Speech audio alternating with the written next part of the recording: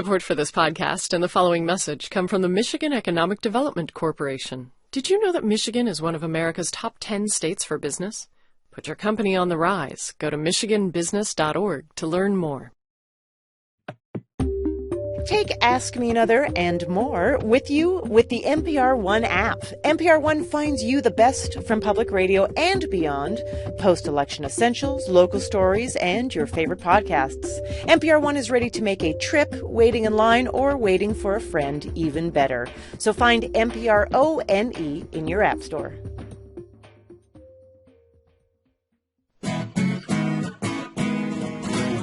From NPR and WNYC, coming to you from the Bell House in beautiful Brooklyn, New York, it's NPR's hour of puzzles, word games, and trivia. Ask Me Another. I'm Jonathan Colton. Now here's your host, Ophira Eisenberg.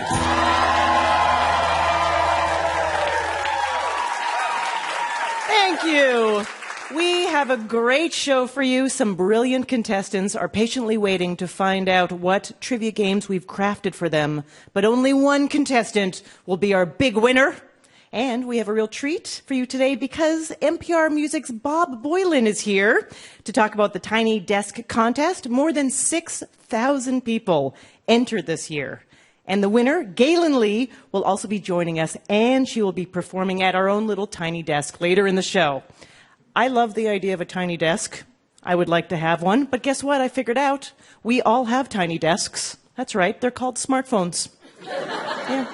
Granted, they're not as cozy to sleep under, but it is like a desk in our pocket. It even has a built-in sarcastic intern named Siri. The only thing missing in my mind is that it needs an attachment like a little tiny drawer, because where else are you going to put your work bourbon? All right, let's get things started with our first two contestants.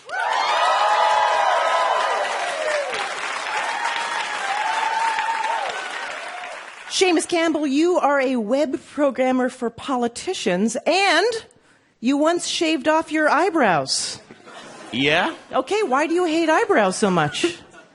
My dad has bushy ones, so sort of just hate my dad sometimes, so sort of just fell into that place.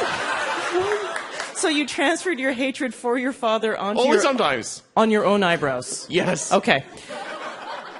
We also have Ricky Searway.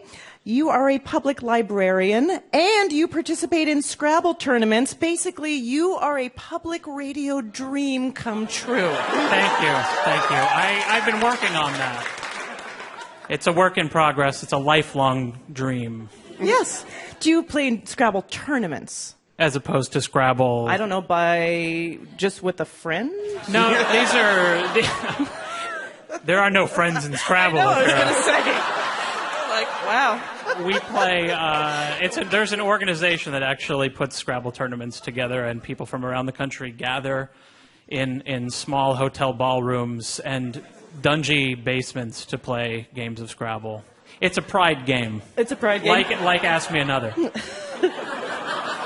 Oh, please, there is no pride here. I was going to say, I beg to differ, Ricky. Yeah, exactly. This game is an homage to the most inspirational figure of the 24th century, Captain Jean-Luc Picard of the Starship Enterprise. So every answer is a play off of his famous command, "Make it so." Jonathan, could you give us an example? Sure. If I said, Captain, what large upholstered piece of furniture should go in your living room right in front of the flat-screen TV? You would say, make it sofa. Yes, so buzz in and deliver your answer with the gravitas befitting a starship captain, and the winner will move on to our final round at the end of the show. The loser will be transferred to Deep Space Nine. Here we go. Captain, what do people from this sector of the galaxy call carbonated beverages? It's not pops, soft drinks, or Coke. Ricky. Call me soda. Make it soda. There Sorry. you go. I was thinking of Moby Dick. Who isn't? Make it soda is correct. Well done. Captain, we need judicial advice. Shall I activate a hologram of the Supreme Court's first justice of Hispanic heritage? Ricky. Make it Sonia Sotomayor. That's right. Yeah. Captain, should we teach this planet's people about the political economic system based on collective ownership of the means of production and distribution of goods? Make it Seamus. socialism. Make it socialism. That is correct. Captain, Commander Riker showed up for duty drunk again. What should we tell him to do? Seamus. Make it sober. That's right. Make it sober, Riker. Captain, please ask Data to bring up a map of the planets, asteroids, and comets that orbit the sun. Make it solar. Seamus, make it solar. We need a little bit more. I was going Make to it say solar yes. system. Yeah, okay, that's what we're looking. Captain, do you think this planet would be inspired by the 19th century African American abolitionist and women's rights activist who will be on the back of the redesigned $10 bill? Ricky. Make it Sojourner Truth. That's right. Yeah. This is your last clue. Captain, would you like the replicator to serve you up a Japanese meal of thin strips of dough made of buckwheat? Ricky. Make it Soba Noodles. Make it soba noodles. Yes. Puziger Archung, how did our contestants do? It was a closely fought game, but congratulations to Ricky. You're moving on to the final round at the end of the show.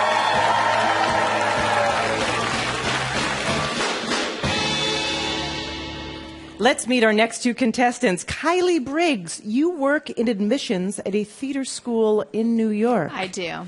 All right, so you get all the new excited actors talking to you, right? Yes, before they're less excited. Did the students ever ask you anything like, so at what point did I become a big star? No, I think they've been trained pretty well for the reality of that. But a lot of times they'll ask, if they're going to have job placement right after. Job placement in unfortunately, entertainment. That's how it works. That's hilarious. But no, we That don't. is so sweet. We got placed in these jobs. Yeah, we got placed. Exactly. And we have Sarah Schaefer. You work in the U.S. Department of Housing and Urban Development, and you plan your errand routes around wine tasting opportunities. I do. Now, what time are you running these errands, typically? Mostly on the weekends, sometimes after work. So not while I'm part of the government. That's an excellent way to answer. Is New York just full of wine tastings? Yeah, What? they are. Yeah. There's tons of them. Pretty much any wine store, I would say, has some kind of tasting on Saturday if you hang out long enough. Oh, I get it. So Yeah. these wine stores are like, that girl is waiting. Just give her a bottle. Just give her some wine. She'll go away. Just give her... You guys get to play one of our favorite games. It's called This, That, or the Other. We are going to give you the name of something, and all you have to do is tell us which of three categories it belongs to. And today's categories are endangered species, kung fu movies, and politicians' Secret Service code names. Those are the names Secret Service agents use to refer to the politicians they're protecting. For example, Ronald Reagan's code name was Rawhide because, of course, he looked fantastic in chaps. So, buzz in when you know the answer, and if you get it wrong, your opponent can steal. Here we go. King Eagle. Kylie. Secret Service code name? Sorry, that is incorrect. Sarah, can you steal? Endangered species? Wrong! Both great ideas, but that has just showed us how great this game is because that is a kung fu movie. All right, it only gets harder. Bow hunter. Sarah. Endangered species? Oh, I'm sorry, that is incorrect. Kylie. How about you? Let's go with Secret Service code name again. It is a Secret Service code name. You are correct. You want to take a hazard? It doesn't matter. A hazard to guess whose it is? Who could that be? Bow hunter. Dick Cheney. Well, that's a good game. Yep, I can see how you went there. No, it's actually Paul Ryan. Paul Ryan, Awesome. bow hunter. I would call him peck haver or something like that. Chest presser. Heck have her. He takes photos of. He works out a lot. No, I know. It's a fantastic code Heck, name. it's very obvious. And then though. everybody's going to know who it is. Yeah, they would know immediately. Okay, Fortuna's Emperor. Sarah. Endangered species. Yes, that is correct. Yes. Great guess. It's a type of fish currently found in only one river on an island in the South Pacific. Yeah, don't bother learning its name. Fencing master. Sarah. Codename. That is correct. Yeah, well done. That is the code name for former Treasury Secretary Timothy Geithner. Here's your next one. Angler. Sarah. Endangered species. Oh, I'm sorry, that is incorrect. Good guess. Kylie, can you steal? Codename. Codename is correct. Yes, it is more of a cod name, but you got the right idea. Do you know whose it is? Someone who liked to fish. Maybe Dick Cheney. It was Dick Cheney. Yep. I know. Here's your next one. Magnificent butcher. Sarah. Endangered species. I don't know what kind of animal that is. A very scary one. But the scariest of all yeah, the scariest animals. animal imaginable is the kind of animal. Yeah, exactly. I'm sorry, that is incorrect. Kylie, can you steal? Kung Fu movie? Kung Fu movie. Yes, that's what we're looking for.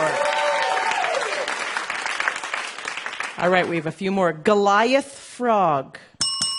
Sarah. Endangered species. Yes, of course it is. But here's a little fun fact about that. Is it endangered because of drought? No. Predators? No. It's endangered because it's a native of Cameroon, but it's often shipped overseas to participate in competitive frog races. That's why it's endangered.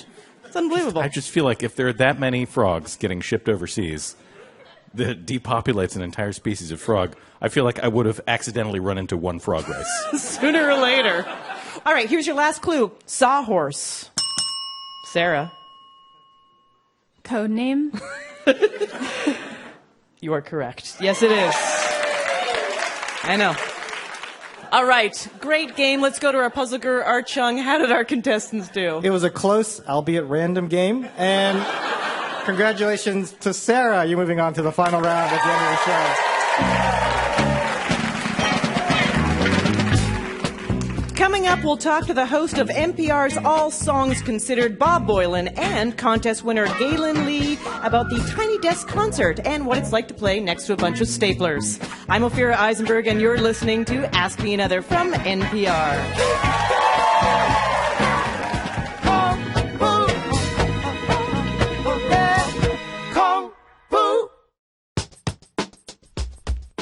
Support for Ask Me Another and the following message comes from the new original comedy Search Party on TBS. An official selection at the 2016 South by Southwest Film Festival. Watch the mystery unravel as a lost soul and her group of friends search for a missing girl they barely even knew. You can binge the entire season of Search Party in 1 week, continuing tonight at 11/10 Central on TBS. Support for this podcast and the following message comes from OnePlus, maker of the new OnePlus 3 smartphone, featuring powerful specs, a premium all-metal build, and Dash Charge, an exclusive technology that sets a new benchmark in charging speeds. A quick half-hour charge will give you a full day's worth of battery life, and the OnePlus 3 won't lock you into restrictive carrier contracts. Get your hands on it at oneplus.net.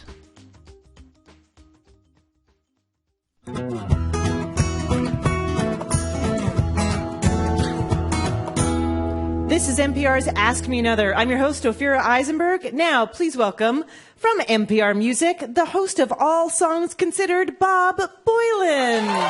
Thank you. Bob, I'm sure you're no stranger to the Bell House as you regularly go out and see music. How often are you out? I saw 500 plus bands last year. Wow. And that was an off year because the previous 2 years, this is so weird because I keep track of this stuff. It's weird. I saw exactly 662 bands for 2 years in a row. Exactly that number. Isn't that weird? What does that mean? That means, yeah, I don't know what that. Help me. Well, I don't want help, really. It's a cry for help. It's okay. It's okay. Nope, it's okay. I'm all right. Now, you recently wrote a book called Your Song Changed My Life, in which you talk to musicians about songs that changed your life. And you must be asked this a lot, but I have to ask you, because I'd love to know, what song changed your life? Easily clear. It's the Beatles, A Day in the Life. Being old enough to have witnessed that music coming out and unfolding before our ears was just an extraordinary thing. There was not a piece of music ever till that time that was quite like that.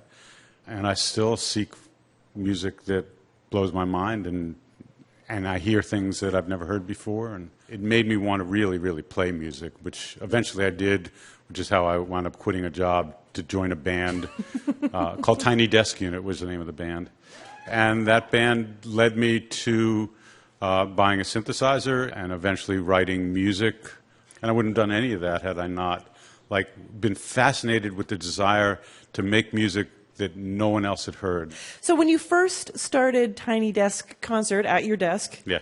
Was it hard to convince musicians to come play at it? There were a couple of people who came there and thought, what are we doing? Ralph Stanley, right? Do anybody know Ralph Stanley? He had not a clue. Even when it was over and done and he sang his brilliant, brilliant music, he's a great country music legend, and he said, so when do we start? Because he didn't realize that this was the thing, that they just 3 songs. So who were you starstruck by that has come by the office to play? You all know Tom Jones, right? Now, I grew up on Tom Jones, and I really, really couldn't stand Tom Jones. I mean, What's New Pussycat, all that stuff. I could not stand it. But I was fascinated by the fact that he was eager to do it. And I thought, here's a man who is easily in his 60s at the time, who didn't need to do this, and he was so nervous. I mean, here's a guy who plays big shows and big venues, but at my desk, there's no lights. There's no microphone to hold. There's no separation at all. Nothing at all. And his son was his manager, and his son between the songs would come and wipe his face from the pouring sweat. If you watch this thing, watch Tom Jones, and it was incredible. But his voice was so magnificent, because we don't amplify the voices in the room. That's one of my rules. And so you just hear the human voice in the room, and his voice was so amazing, and I just wanted to hug him when he was done. I loved him, and it was so beautiful. So, you gain respect. So starstruck, no, but amazed and wowed, yes. And now when you hear What's New Pussycat, you I cry? hate that song. Let's talk about the Tiny Desk contest. How do you possibly pick a winner from over 6,000 entries? I think that something happens emotionally when you see and hear a piece of music that you just connect with. I mean, I go through and I rate as many thousand as I can, 3-star, 4-star. Yeah. Look, there's no right or wrong here. It's just whatever touches you or doesn't. Of course. And I can tell what's going to touch me fairly quickly. And just emotionally welled up when we heard Gaelynn Lee. And it's just a... You're going to find out in a minute. That's awesome, yeah. And that brings us to our winner. Let's welcome Gaelynn Lee. Thanks.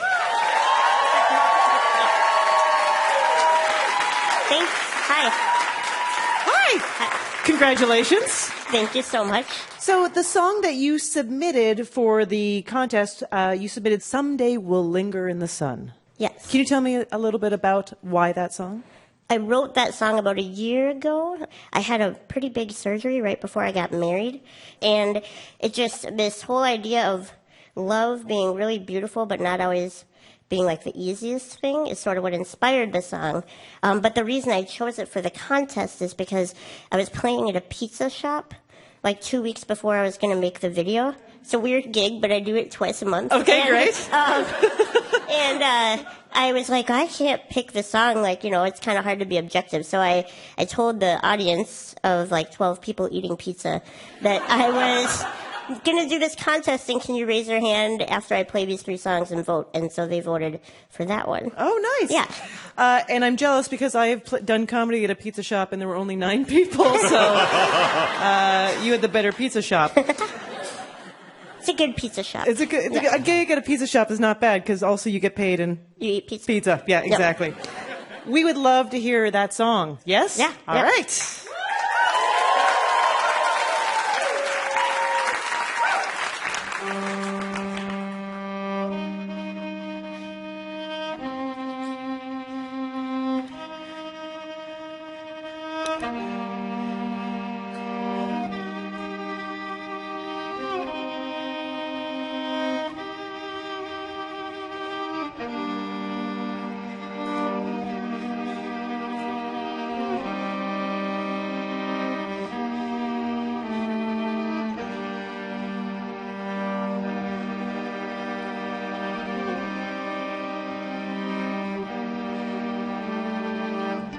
Our love's a complex vintage wine, all rotted leaves and lemon rot.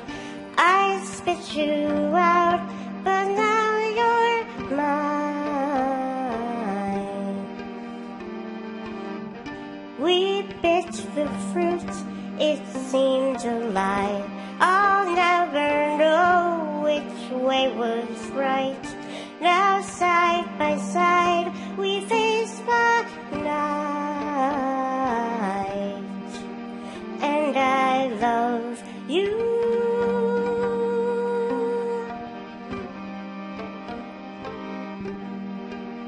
And I love you.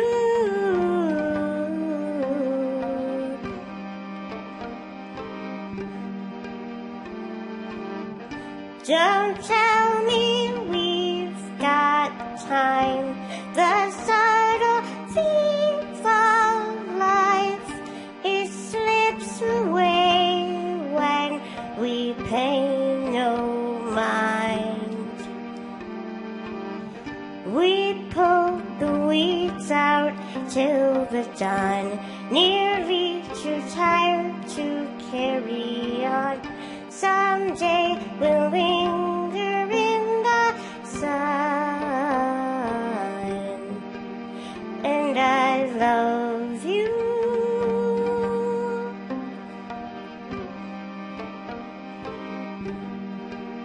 And I love you.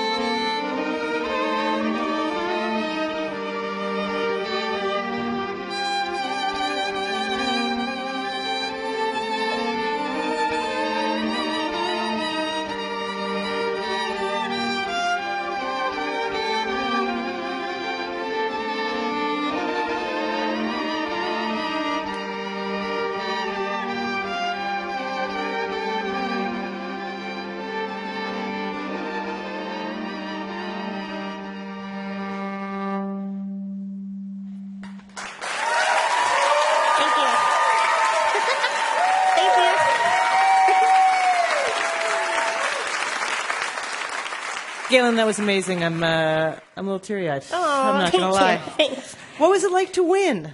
The weirdest day of my life. Yeah? Yep. So, I mean, I entered because some friends and my fiddle students told me to enter. I entered kind of on a whim, like we filmed it on my phone in my office before we went to drink half-price wine. So As you it do. wasn't, I mean, it was premeditated, like I had thought about it, but it wasn't something that I put any budget into or anything. So it was so, like, surprised. Yeah. I don't know. It was weird. You play your violin in a unique way. Yep. You were born with a condition called brittle bone disease. Can you describe how you play your violin? Yeah, well, I play it. My arms and legs are both pretty short, and they're bent. And so playing a violin in the normal way, my arms are way too short for that. So we kind of adapted it where I play it up and down like a tiny cello. Yeah. And I hold my bow like a bass player does. Right. So it's just kind of a little quirky that way. I understand that you also teach violin. I do, yep. Now that you've won, are you raising your rates? Nope, keeping the same rate. Really? Oh, yep. Yep, I am. I'm going to tell you that you should rethink that. And I hear, Gaelynn, this is your first visit to New York. Oh, yeah. So what do you think? I love it. Yeah. No, we came early because we had never been here, my husband and I. Yeah. And so we've done everything. We went to like the Brooklyn Bridge. We walked across it. We saw Chinatown. We ate a bunch of so much food. I've probably gained like 10 pounds. And then like we also went to Times Square last night, but I'm never doing that again. Okay.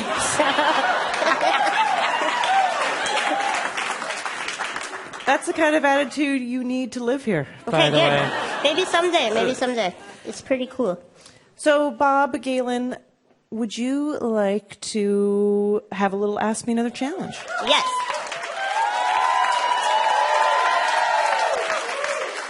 Okay, so Bob, Gaelynn, we are going to team you up for a game that's called What's in Your Tiny Desk? Gaelynn, we're going to give you a list of objects someone might keep in their desk at work, but these objects are not necessarily office supplies. They're more interesting objects. So, Gaelynn, you will be cluing Bob so he can guess what each object is. You can say anything you want, except for, obviously, the words of the object. Are you ready? Yeah. All right. Born ready. Born ready? Here we go. Juicy fruit. Gum.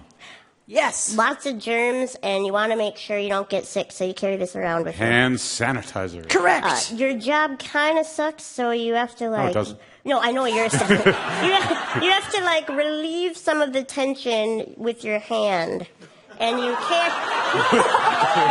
What the? Wait a minute. This is on the radio. Okay. All right. Fine. A stress ball or something like that. Stress ball. Yes. I am sweating so much right now. You have a headache, so you take some of this. So aspirin. Other one. Ibuprofen. Advil. Rhymes with Xylenol. Oh, Tylenol. Yeah. The other stuff I'm allergic to, I should know this. So this is, you carry your sandwich around in one of these, and they make a burping sound. Oh, a Tupperware thing? Yeah. Yes. And then you're sweaty, so you should probably put on some deodorant. Yes. And I just had Chinese food, so I have a pair of these in my desk. Leftover. Chopsticks. Yeah. Correct. I was going somewhere. Yeah. My lips are dry. I'm going to put on some chapstick. Correct. Yes. You don't like bananas, but you really like these? I don't know. That's a terrible clue. It's a thing that you eat your lunch a lot. And it grows on trees, and they're really common. Oranges. And Johnny went around and planted a bunch of them. Apple seeds, apples. Apples, correct. You're looking for a new job. You're not, but some people are, and they might hide this in their desk in case they want to send it off. Yep. Correct. This is you don't have dollar bills. You just got a bunch of blank in your pocket, and there's coins rattling around. Quarters? Yeah, but it's not tight. It's loose. Yep. Change. Yep. Yes. And wow. Instead of a necklace, you put this in. Earrings. I don't know. Yes. You did them all. Yeah. You're awesome. done. Yeah. Gaelynn, Bob, you both did amazing. You're both going home with the perfect tiny desk accessory and Ask Me Another Rubik's Cube. Gaelynn will be back a little later in the show with another song. Let's hear it one more time for Bob Boilen and Gaelynn. Thank you, everybody. Thank you.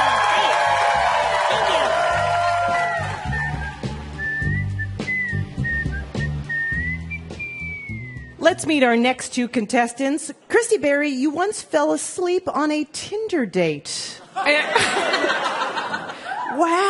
I did. How bad was that? And it was an interesting date. And I convinced this guy that he should go see a midnight movie with me. And we ordered food, we ordered drinks, and I did not make it past the opening credits, woke up at the end. He was still there. He was still there. You're going to marry that guy, all right? I'm just telling you that right now. Hannah Lawrence, you are a manager at a cupcake and ice cream shop, basically everyone's best friend. Pretty much. Well, your game is called Where in the mall is Carmen Sandiego? That's right. It says in the script rockapella style. So. Obviously.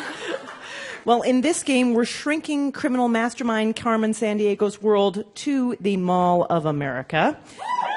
Interesting. Jonathan and I will read incoming theft reports from Acme CrimeNet, and all you have to do is identify what store Carmen stole something from. Buzz in to answer. The winner will move on to our final round at the end of the show. Here we go.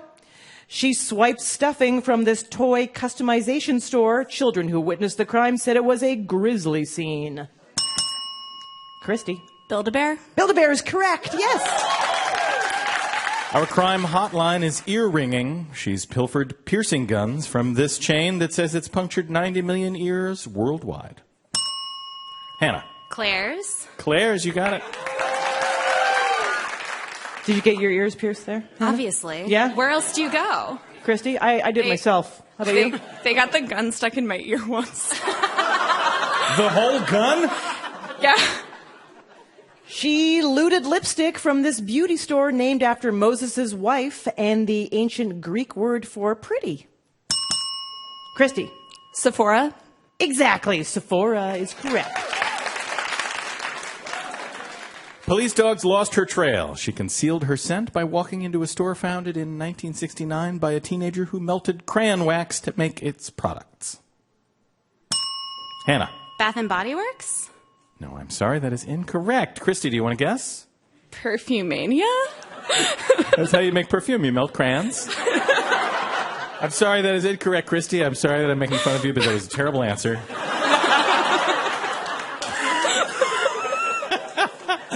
Does anybody know the answer?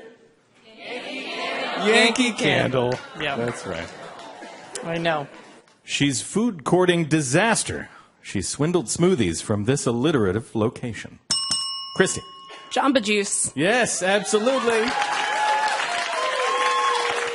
Art Chung, how did our contestants do? Christy obviously spent a lot of time at the mall. Congratulations, you're moving on to the final round at the end of the show. Listen up, gumshoes. If you think you know where Carmen Sandiego is, you probably know a ton of other stuff, too. Want to prove it? Just fill out a contestant form at amatickets.org and come detect some trivia. Coming up, remember that 1980s band Survivor? Guess which one of their hits we've turned into a music parody game for Jonathan Colton? Yep, you're right. So stay tuned. I'm Ophira Eisenberg, and you're listening to Ask Me Another from NPR.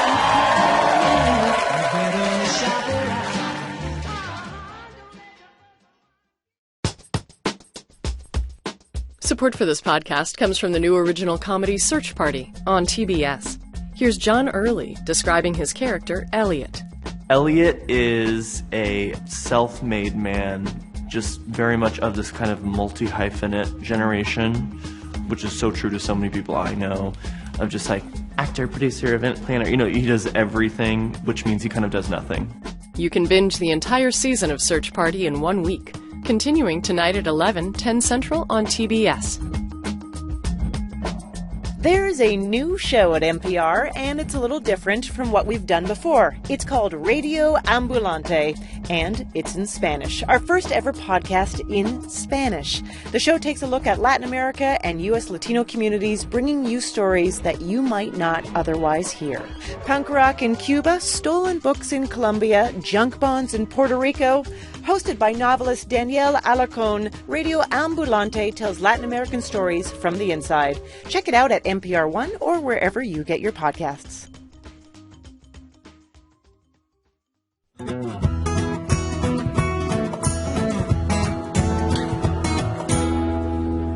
This is NPR's Ask Me Another. I'm your host, Ophira Eisenberg. Let's meet our next two contestants. Veronica Hudacek, what music would play over the training montage of your life? This is the weirdest question. Livin' La Vida Loca. That's your... That's pretty excellent. Great. And Kristen La Rochelle, what music would you use to play over the training montage of your life? The only thing coming to me is Cypress Hill, Insane in the Membrane. Insane in the Membrane? It gets me pumped up. Also great. Those are great, great ideas. Well, this game is called The Rest of the Tiger. because tigers have plenty of body parts worth singing about, but since 1982, we've only been hearing about their darn eyes. So today that changes. Right, Jonathan Colton? Finally. Thank you. Finally. We've rewritten Survivor's classic workout montage song, Eye of the Tiger, to be about other tiger body parts. Your job is to buzz in and identify the tiger body part that I'm singing about, and you have to sing the answer, as in, the eye of the tiger. But, of course, you would replace I with the correct body part. Buzz in to answer. The winner will move on to the final round at the end of the show. Loser will be fed to a tiger. Good luck. These protrude, not just from my face. Got 5 tabs on my body. Help me detect sensory info in space. That's the main reason I never shave. Veronica. 5-0. I just got caught up with the number 5. That's not the most important piece of information. No, I know. Whiskers? Sing it, Veronica. The whiskers of the tiger. Yeah, that's right. Okay, here we go. And these powerful muscles are designed to clamp down. You don't want to get caught in this part of the tiger. Veronica. It's the jaws of the tiger. Yeah, you got it. Our radio listeners will not be able to know this, obviously, because they can't see it. But if you could see Veronica, what you would see is every time she sings, she turns sideways to the microphone and tilts her head back like she's striking a pose. It's really fantastic. It's like a Shakespeare soliloquy pose. She's really feeling those Survivor lyrics. Yeah, it's good. I was trying to keep it subtle that time. Well, it didn't come across as subtle. You're doing a great job. I'm really enjoying the rock and roll. It's fantastic. Don't change a thing. Here we go. Super sharp, got 20 of these. Still, I'm not the best climber. They're retractable, I scratch them on trees. You should probably not shake my paw. Veronica. It's the claws of the tiger. Yeah. Since I only beat this organ small and lightweight, so it won't hold me back when I am running. Veronica. It's the stomach of the tiger. Yes, that's right. It's a decidedly less rock and roll delivery, but you're correct, yeah. Unsure rock and roll.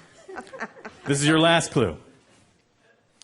And these marks on my coat help me sneak up on my prey, but they also identify me as a tiger. Veronica. It's the stripes of the tiger. Yeah, that's right. Puzzle Guru Art Chung, how did our contestants do? Well, it was a clean sweep for Veronica. Congratulations, you're moving on to the final round at the end of the show.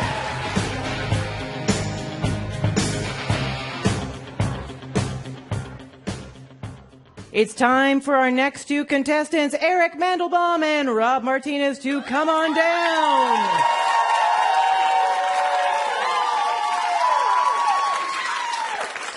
That's right. Eric Mandelbaum, you are a philosophy professor?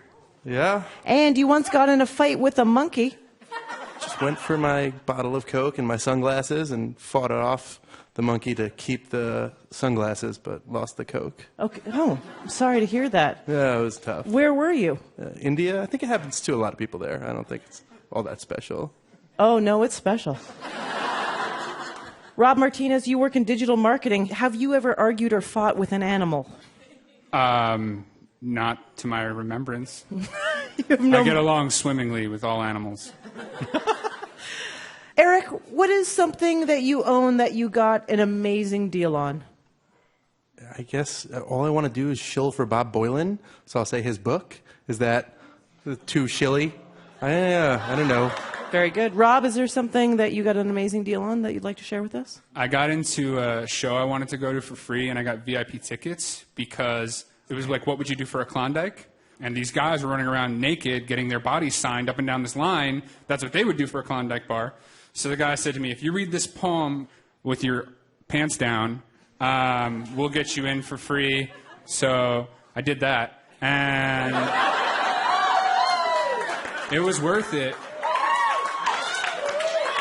What show did you get into? It was a podcast.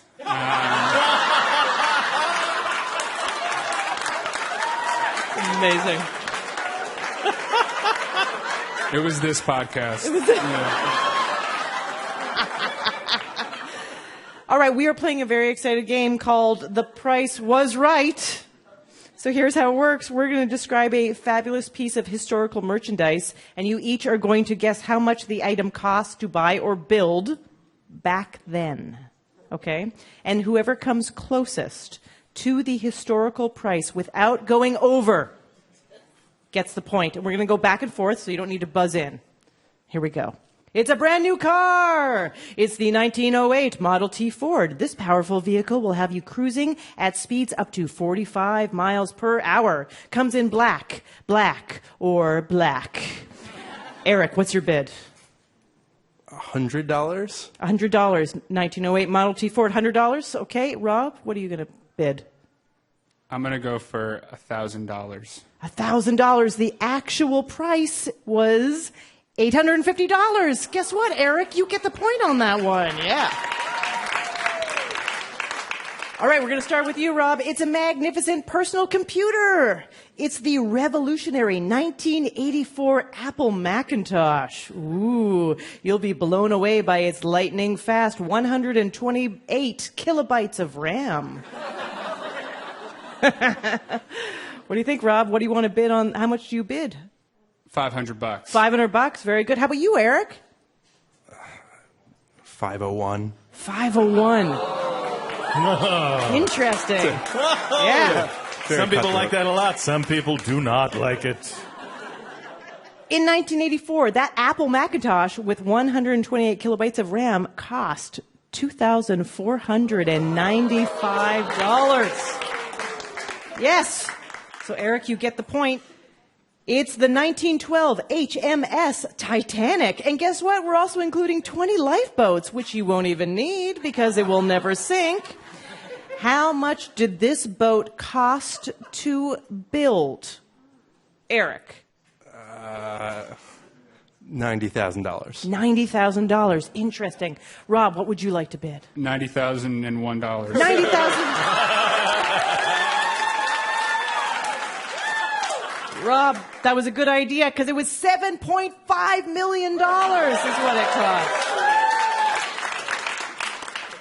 Okay, couple more left. It's a fantastic mobile phone. It's 1984's Motorola Dynatac 8000X. Yeah. And it's only 14 inches long. Rob, how much do you bid?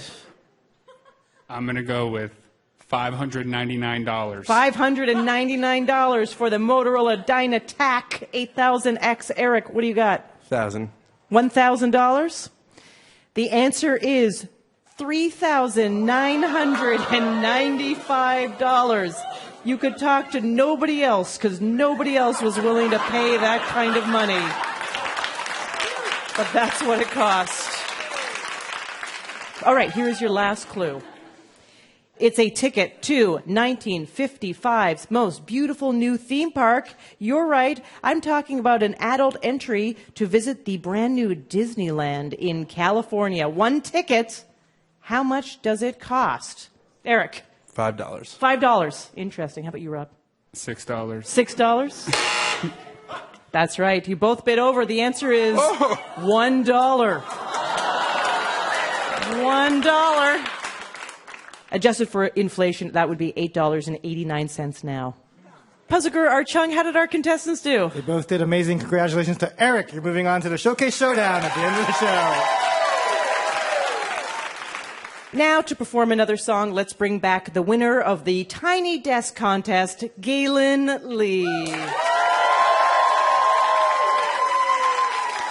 Gaelynn, can you tell us a little bit about the song you're about to perform? The song is called Watch the World Unfold, and I wrote it about wanting to know what's going to happen next in life, but that rarely actually occurs.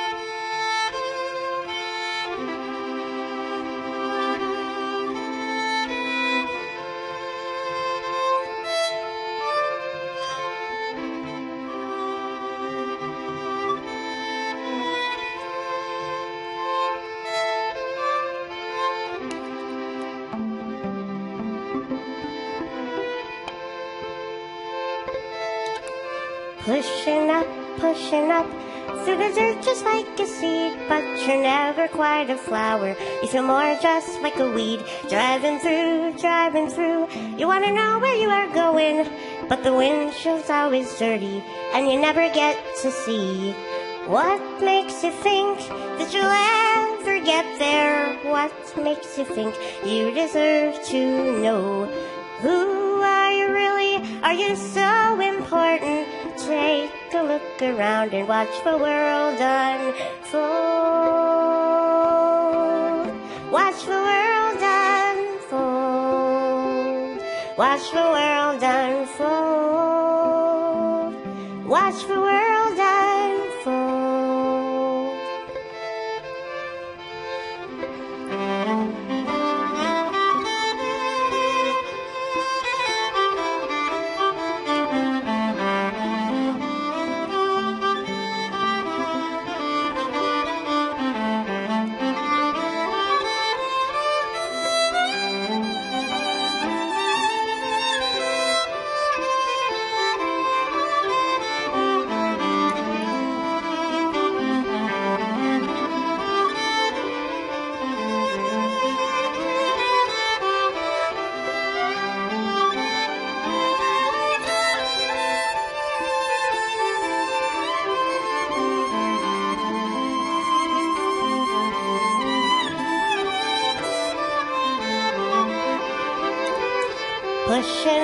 Pushing up through the dirt just like a seed, but you're never quite a flower. You feel more just like a weed. Thank you. Thank you so much. One more time for Gaelynn Lee. Thank you. Now we're going to crown this week's big winner. Let's bring back Ricky, Sarah, Christy, Veronica, and Eric. They'll be playing our final round. Puzzler Art Chung, take it away. Thanks, Ophira. In honor of our guests, this final round is music-themed. It's called Not the Band You're Looking For. We've taken the names of famous bands and replaced them with some rough antonyms. So, for example, if I said Video Feet, that would be Radiohead. As you can see, we're using a very loose definition of antonyms, so think of it as wordplay. And each answer will be a huge band, one of the 300 best-selling artists of all time by album sales, according to the RIAA, the Recording Industry Association of America. We're playing the spelling bee style, so one wrong answer and you're out. You only have a few seconds to give me that answer, and the last person standing is our big winner. Your prize will be an Ask Me Another Rubik's Cube and an autographed copy of Bob Boilen's book, Your Song Changed My Life. Here we go. Ricky, Front Alley Girls. Backstreet Boys. That's correct. Sarah, The Criminals. The Innocents. No, I'm sorry, that's incorrect. A step aside. Christy? The Vagrants? Also not a popular band? Let's see. We're going to Veronica. The Police. That is correct. We'll have to say goodbye to Sarah and Christy. Eric, Unthankful Living. Grateful Dead. That is correct. Ricky, Hot Work. Coldplay. That's right. Veronica. Yes, certainty. 3 seconds. No. Well, I'll let you finish it. No. No.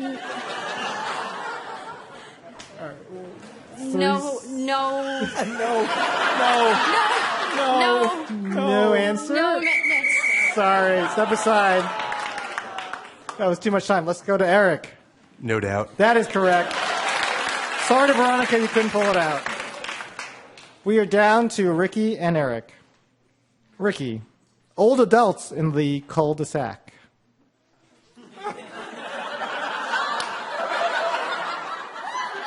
Three seconds. Old adults in the cul-de-sac.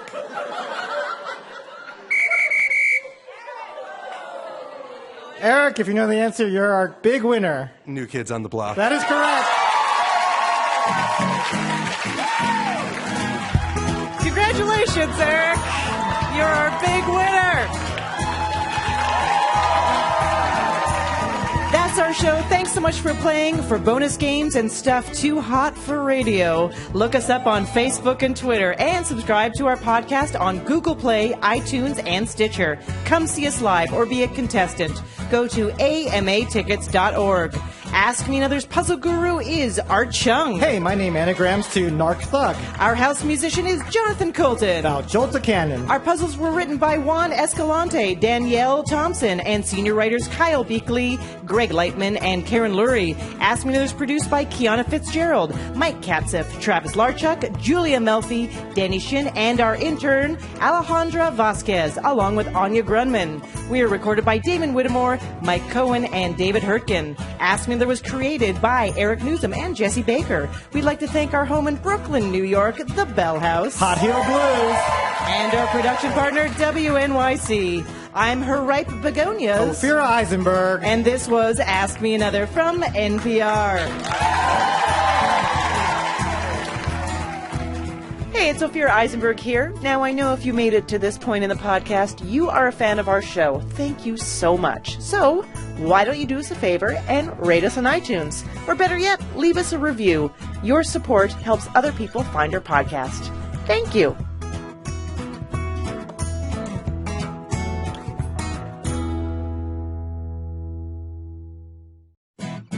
Next time on Ask Me Another, instead of curling up with a book, curl up with this new episode packed with our favorite literary-themed games, like this one, where contestants had to match a famous book with its one-star Amazon review. I sure hope you enjoy learning about whales. Join me, Ophira Eisenberg, for NPR's Hour of Puzzles, Word Games, and Trivia.